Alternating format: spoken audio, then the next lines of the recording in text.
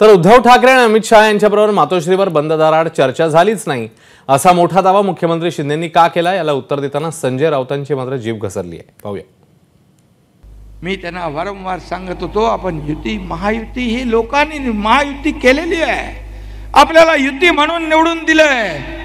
मला म्हणाले उरलेली 2.5-3 वर्ष आपल्याला भेटतील का? म्हणजे तुम्हाला सत्ता पाहिजे, खुर्ची पाहिजे, त्यामुळे तुम्ही जे म्हणता की अमित भाईंच्या बरोबर बंद दरवाजा आड चर्चा झाली, हे पूर्णपणे खोटं आहे, स्पष्ट होतं. आणि म्हणून किती खोटं बोलतोय हा माणूस.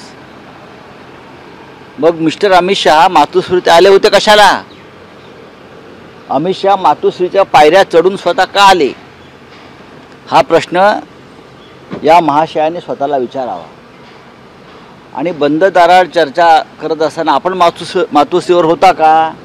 मी म्हणतो नव्हते. मी होतो तिकडे उपस्थित.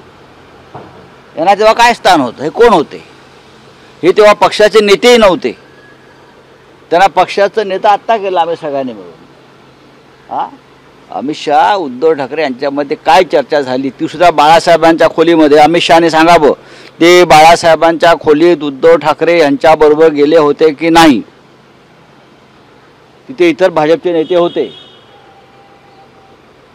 हा माणूस पूर्णपणे भारतीय जनता पक्षाचा गुलाम आणि नोकर झालेला आहे. एबीपी माझा, उघडा डोळे बघा नीट.